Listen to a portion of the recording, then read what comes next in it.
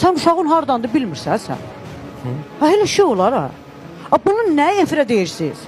Nə zibil yemirsən, qoy arxada qalsın, efirdən kənarda qalsın. Necə efirdə onu, heç aparıcının da ixtiyarı yoxdur onun üzünə vursun. Qıraqda nə zibil yeyib, bunu efirə niyə verirsiniz ki? Cavan yetişən uşaqlarımız var, evlatlarımız var.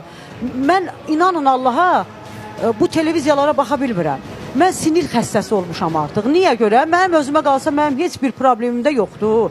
A'dan Z'yə indiyə qədər nə yol gəlmişəm, mən fəxrlə də gəlmişəm. Mənim heç nə də o necə deyərlər, eynimdə deyil. Ehtiyat Amma eləmişsiniz. qardaş, başıma dönüm, elə deyil.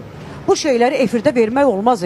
Bu filankəsin ərindən filankəsin uşağı filan. Belə şeylər eləməzlər. And olsun Allahın izzət-i cəlalına ki, xalq pozulur. Cavan yetişən uşaqdır.